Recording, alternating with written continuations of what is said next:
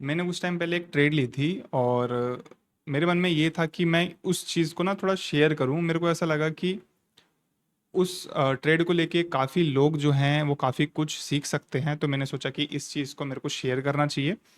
तो आज की वीडियो में ना बहुत छोटी सिंपल रखेंगे। आज कोई बहुत बड़ा सेशन नहीं रखेंगे जिसमें मैं कोई चीज़ सिखा रहा हूँ। आज ऐसा कुछ नहीं रहेगा। आज कोशिश करूँगा छोटी बहुत छोटी सी वीडियो रखेंगे, एक ट्रेड का एक्सप्लेनेशन और क्या मेरी साइकोलॉजी थी उस ट्रेड को लेकर, बस मैं इतना ही आज की वीडियो में शेयर करूंगा। ज़्यादा आज की वीडियो में कुछ बात नहीं करेंगे, ठीक है। सो स्क्रीन पे चलते हैं सबसे पहले और मैं आपको ट्रेड दिखाता हूँ कि कैसे कैसे मैंने एंट्री ली थी और कैसे एग्जिट ली थी, क्यों एंट्री ली थी, क्यों एग्जिट ली थी, मैंने स्टॉक वही क्यों पिक करा, सब कुछ, ठीक है। और स्टार्ट करने से पहले एक चीज़ मैं बताता हूँ कि ये चैनल स्टार्ट करने का हमारा ये मोटिव था कि जब मैं बहुत ज़्यादा बिगनर था या मेरे को मतलब कुछ आता ही नहीं था मार्केट के बारे में, तो लोग बहुत अलग अलग स्ट्रेटजी यूज़ करते थे उस टाइम पे, और कोई भी उतना क्लियर होके नहीं बताता था कि क्यों एंट्री ली है, क्यों एग्जिट लिया, या कोई स्टॉक क्यों पिक करा है, जो भी चीज़ें हैं। एंड तो मैंने सोचा कि यार क्यों ना अब मैं मतलब इस चैनल के थ्रू बिल्कुल ट्रांसपेरेंसी के साथ चीज़ें शेयर करूं, ताकि मतलब समझ रहे हो ना, थोड़ी चीज़ें क्लियर है, ठीक है। तो एक बार स्क्रीन पे आते हैं। ये जो शेयर है आईजीआई का, इंटरनेशनल जेमोलॉजिकल इंस्टीट्यूट, इसमें मैंने ट्रेड किया था। और प्राइस डिस्क्लोज करने से पहले मैं आपको बता देता हूँ कि मैंने ये शेयर पिक क्यों करा, कहाँ पे पिक करा, कहाँ पे एग्जिट करा, वो मैं बाद में बात करेंगे। तो देखो, ये जो शेयर है ना, इंटरनेशनल जेमोलॉजिकल इंस्टीट्यूट आईजीआई, ये ना इसका आईपीओ आया था दिसंबर में 2024 में। तो इसका आईपीओ मेरे को अलॉट हुआ था। एंड आईपीओ का तो एक अलग ही चीज़ है। अगर आप लोग रिक्वेस्ट करोगे आईपीओ के वीडियो के लिए, तो वो वीडियो भी जल्दी आ जाएगी कि आईपीओ में मतलब पूरा चिट्ठा खोल के रख देंगे, ठीक है, आईपीओ का। आप लोगों ने देखा होगा, मेरे को बहुत आईपीओ मिलते रहते हैं। तो इंस्टाग्राम पे आप लोग जाना और कनेक्ट कर लेना, वहाँ पे मैं पूरा अपडेट डालता रहता हूँ, क्योंकि यूट्यूब पे तो कम ही दिखाई देते हैं। कोशिश करूँगा यूट्यूब पे एक्टिव रहने की, बट जो भी है देखते हैं। तो इसका आईपीओ मेरे को मिला था, मैंने आई थिंक शेयर भी किया था इंस्टाग्राम पे। तो मैंने वो एग्जिट कर दिया था प्रॉफिट लेके। उसके बाद ये थोड़ा चला, फिर डायरेक्ट नीचे, ठीक है। तो ये लगभग लगभग आ गया 50% तो नीचे आ गया। अब हुआ क्या था आईपीओ के टाइम पे, मेरे को अच्छे से याद है, इस कंपनी के फंडामेंटल्स मैंने पढ़े थे। फंडामेंटल्स के साथ साथ मैंने थोड़ा सा मतलब एनालिसिस किया था क्या कंपनी करती है, जो भी चीज़ है। उस टाइम पे मेरे को ना कंपनी में थोड़ा भरोसा आ गया था कि ठीक है। अब आप एक चीज़ सोचो, कंपनी अच्छी है बट उसके साथ में ना आपको एक प्राइस अच्छा मिल जाए तो ही मतलब आपकी अगर आप इन्वेस्टमेंट प्रोस्पेक्टिव से देख रहे हो, अब ये नहीं होता कि कंपनी अच्छी है तो डाल दो। उसका एक प्राइस, अगर आप अच्छे प्राइस पे अगर आप अच्छी कंपनी खरीदते हो, तो ही कुछ आपकी मतलब समझ रहे हो ना, कंपाउंडिंग हो पाएगी। अगर आप अच्छी कंपनी बेकार प्राइस पे खरीदोगे तो आपका रिजल्ट हमेशा बेकार ही आएगा। ये आपने शायद चीज़ सुनी भी होगी मेरे हिसाब से। तो ये कंपनी मेरे को ठीक लग रही थी। अब ये ऐसा नहीं है कि आप जाके खरीद लो, बट बस मेरा लॉजिक है, मेरे को आपको सिर्फ अपना लॉजिक क्लियर करना है कि मैंने ट्रेड क्यों प्लान करी थी, जो भी चीज़ें हैं। फंडामेंटली मेरे हिसाब से मैं इसमें थोड़ा कॉन्फिडेंस था इस शेयर में मेरे को, फंडामेंटल के हिसाब से।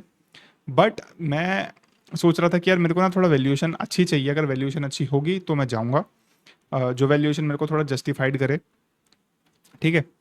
तो मेरे को लग रहा था ये वाला जो सपोर्ट था ना, इसका मैंने यहाँ पे बना रखा था ये पहले ही। ये सपोर्ट मेरे को लग रहा था ये टूटेगा ज़रूर, और मार्केट की हालत उस टाइम बहुत बेकार थी, तो बहुत गंदे तरीके से टूटा, ठीक है। अब ये वाली जो कैंडल थी, मैं आपको एक बार दिखाता हूँ, ये वाली, ठीक है। ये वाली जो कैंडल थी 6 मार्च की, ये वाली कैंडल जब बनी थी तब मेरे को ये शेयर में एंट्री लेनी थी, ठीक है। और उस टाइम मेरे पास फंड नहीं था, फंड की थोड़ी शॉर्टेज पड़ गई थी, तो मैं एंट्री नहीं ले पाया। मेरे को उस दिन बहुत बुरा लगा था कि अच्छी वैल्यूएशन पे मैं मतलब बहुत ऐसा कम होता है, जिस वैल्यूएशन पे हम चाहते हैं उसी वैल्यूएशन पे हमें स्टॉक मिल जाए, कि जिस प्राइस पे चाहते हैं उस प्राइस पे आपको स्टॉक मिल जाए, ऐसा बहुत कम होता है।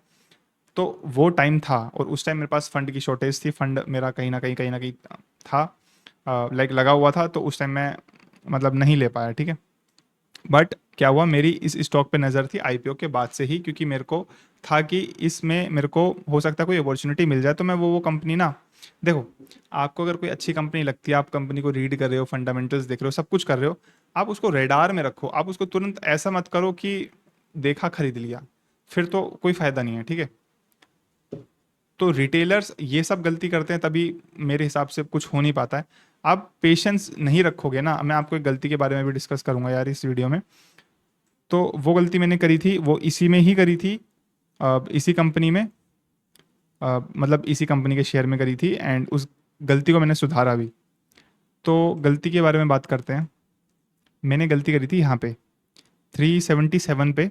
मैं प्राइस बिल्कुल भूल नहीं सकता, आपको लग रहा होगा कि प्राइस इसको इतना एक्यूरेट कैसे याद है, बट मैं गलतियों का हमेशा हिसाब रखता हूँ, ठीक है। एक अच्छा ट्रेडर वही है जो अपनी गलतियों का हिसाब रखता है, और हिसाब रखा करो अपनी गलती का, ठीक है। और मैं क्या करता हूँ, जो भी अपनी ट्रेड्स वगैरह लेता हूँ, जो भी मेरी मिस्टेक्स होती हैं, या फिर मेरे को याद रखनी कि ये गलती कभी नहीं करनी है, लॉन्ग टर्म में नहीं करनी है, तो मैं ना वो ट्रेड्स के लिए एक अलग से, एक कह सकता हूँ मैंने एक रेड लिस्ट बना रखी है, मैं उसको रेड लिस्ट बोलता हूँ, कि वो रेड लिस्ट में से कोई पॉइंट रिपीट नहीं करना, ठीक है। तो वो शेयर मैं कभी करूँगा अगर आप लोग कमेंट करोगे, सीधी सी बात है। तो मैंने यहाँ पे पता है, ये वाली जो कैंडल है ना, ये वाली, यहाँ पे इस कैंडल में मेरे को लग रहा था कि मेरे को अभी एंट्री नहीं लेनी चाहिए, बट मैंने एंट्री ले ली थी फोमो में आके। और फिर मैंने ये बेचा था, यहाँ के करीब मैंने निकाल दिया था, ठीक है। तो 4% उस टाइम हो सकता है मेरे को मिला होगा, इसके आसपास, मेरे को याद नहीं है। बट इतनी अच्छी अपॉर्चुनिटी मैंने मिस करी थी, मेरे को यहाँ पे आराम से 14% मिल सकता था, ठीक है। तो मैंने बाद में ये चीज़ देखी, मेरे को टाइम भी लगा, रुकना भी पड़ा था इस शेयर में उस टाइम पे, तो मैंने उस गलती को देखा कि ये चीज़ मैंने गलत करी है। मेरे को अंदर से हो रहा था कि मेरे को एंट्री नहीं लेनी चाहिए, फिर भी मैंने फोमो के चक्कर में ले ली। तो मैंने वो गलती अब रिपीट नहीं करी। अब क्या हुआ, यहाँ पे इसने सपोर्ट था, देखो काफ़ी टाइम से ये शेयर यहीं पे घूम रहा था, तो यहाँ पे सपोर्ट था। और इस प्राइस पे, पता है, इस प्राइस पे बहुत सारे बायर्स थे इसमें, और फंडामेंटली मैं कॉन्फिडेंस था इस शेयर में। तो जब यहाँ पे आया, ये दिन में इसने दोबारा से एक तरीके से अ, अपना बेस बना के ऊपर उठने की कोशिश करी, ठीक है। तो यहाँ पे जब इसने दोबारा आया ना, यहाँ पे मैंने अपना ट्रेड पंच कर दिया 333 पे, एंड मेरा एग्जिट था यहाँ पे 385 पे, ठीक है। और वो मैं आपके स्क्रीन में कहीं पे डाल भी दूंगा, अपना वो ज़ेरोधा का फोटो, कि जो भी मतलब कितनी एक्यूरेट था वो सब चीज़ें, मतलब अच्छी थी। पेशेंस, अगर आप पेशेंस रखोगे ना, देखो मेरा ये वीडियो बनाने का यही मोटिव था, अगर आप पेशेंस के साथ काम करोगे तो सब चीज़ें पॉसिबल होंगी, कंपाउंडिंग भी होगी, सब कुछ होगा। अगर आप ऐसा करोगे ना जल्दी जल्दी जल्दी जल्दी, तो नहीं होगा।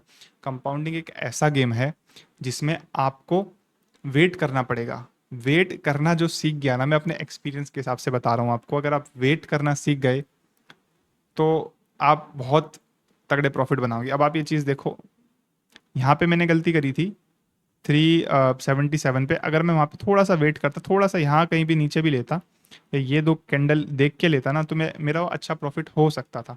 बट करा क्या मैंने करा फोमो। बट मैंने, हाँ, यहाँ पे अपनी गलती जो थी वो थोड़ी सुधार ली थी। मेरे को लगा था कि ठीक है, दोबारा वो गलती नहीं करनी, तो मैंने थोड़ा वेट करा। यहाँ तक कि मैं यहाँ पे भी ले सकता था, इस पॉइंट पे 11 अगस्त को इस पॉइंट पे मैं ले सकता था, बट मैंने सोचा कि हो सकता है ये अपना सपोर्ट तोड़ दे, तो इसलिए मैंने वेट किया। बट यहाँ पे जब आया, मेरे को लगा कि ठीक है, यहाँ पे अपना बेस बना रहा है, वो दोबारा सपोर्ट लेने की कोशिश कर रहा है, हो सकता है वो फटे, और वो फट गया। इसके ऊपर हो सकता, देखो ऐसा ज़रूरी नहीं है कि यहाँ पे मैंने बेचा यहीं से नीचे जाएगा, ठीक है। यहाँ पे ये भी हो सकता था कि यहाँ से ऊपर चला जाए, ऐसा हो सकता है। बट अगर आपकी लॉजिक आपको जो चीज़ बोल रही है ना, आपको वो चीज़ करना चाहिए, ठीक है।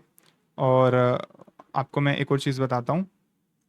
ये वाली जो कैंडल बनी थी ना, इस वाली कैंडल से यार मेरी बहुत ज़्यादा एक्सपेक्टेशन थी, क्योंकि ये वाली कैंडल कितने परसेंट की थी मेरे को याद नहीं है, 4% से ऊपर की बनी थी, ठीक है, उस दिन ये। तो ये वाली कैंडल जब ये 4% से ऊपर की बनी थी और यहाँ पे थोड़ा कंसोलिडेट करा था, तो मेरे को लग रहा था एक दिन आएगा जो ये दोबारा ऐसा मूव देगा और मैं निकल जाऊँ, ठीक है। उसके बाद मेरे को कोई मतलब नहीं कंपनी से, उसके बाद मेरे को कुछ मतलब नहीं, ठीक है।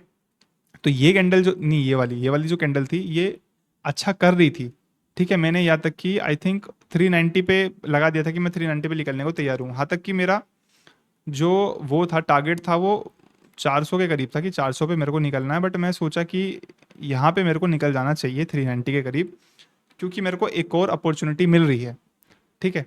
अगर आपको कोई अपॉर्चुनिटी नहीं मिल रही, आप स्टॉक में बैठो, इन्वेस्ट कर रहे हो, कोई दिक्कत नहीं है, एग्जिट आप तब कर सकते हो अगर आपको बहुत बेटर अपॉर्चुनिटी मिल रही है, तो यहाँ का प्रॉफिट बुक करो, उसको अगली जगह पे लगाओ। यहाँ पे मान लो मैंने 15% बुक करा, किसी और जगह पे मैं 10% और लेता हूँ तो 25% बनता है। 25 बहुत होता है भाई, साल में 25 भी, एक साल में 25 भी बन जाए ना ओवरऑल कैपिटल का, बहुत है भाई, मेरे लिए तो बहुत है, मेरे को ज़्यादा नहीं चाहिए।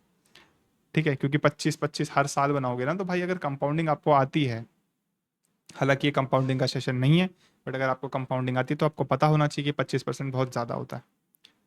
ठीक है। और जब मैं स्टॉक मार्केट में नया नया आया था, आज से शायद 3 साल पहले, तो मैं सोचता था 25%, 20% तो बहुत कम होता है। अब लगता है कि भाई मेरे को 22% से ऊपर मिल जाए बहुत है, मैं खुश हूँ। ठीक है। तो हाँ, मैंने इसमें एग्जिट कर दिया। अब ये स्टॉक हो सकता है नीचे जाए, हो सकता है ऊपर जाए, बाकी देखेंगे मार्केट में क्या क्या चीज़ें चल रही हैं। मेरे को ये अपनी साइकोलॉजी शेयर करनी थी इस ट्रेड को लेकर। हो सकता है आपने यार इस वीडियो में कुछ सीखा होगा। और मैं सोच रहा हूँ कि यूट्यूब पे थोड़ा एक्टिव हो जाऊँ, क्योंकि 2-3 सेशन लाने की मैं सोच रहा हूँ, जो कि फ्री ऑफ कॉस्ट होंगे, ऑब्वियस सी बात है। और उसमें आप लोगों को बहुत हेल्प मिलेगी कसम से, कि ईजी, बहुत कुछ ज़्यादा काम नहीं करना। देखो मैं बताता हूँ मैं किन किन चीज़ों पे काम करता हूँ। कोई ट्रेडर इतना खुल के नहीं बताता, मेरे को पता है। पहली चीज़, स्विंग। स्विंग ट्रेड मैं करता हूँ स्टॉक्स में। एफ एन ओ वगैरह मैं करता नहीं। स्टॉक्स में अगर स्विंग ट्रेड में मतलब कैसे करता हूँ, वॉल्यूम वगैरह को देख के मेरे को लगता है कि ये 3-4-5-6-7% दे देगा, मैं घुस जाऊंगा, थोड़ा सा लेके निकल जाऊंगा कुछ दिन में। ठीक है। पोजिशनल, मैं बहुत ज़्यादा पोजिशनल करता हूँ। अगर आप मेरा लाइक क्वार्टरली अगर मेरा प्रॉफिट्स का ब्रेक डाउन देखोगे, तो मेरा सबसे ज़्यादा प्रॉफिट आएगा, वो आएगा पोजिशनल से। क्योंकि पोजिशनल में आपको पेशेंस और ज़्यादा आपका स्ट्रेस नहीं आता दिमाग में। ठीक है।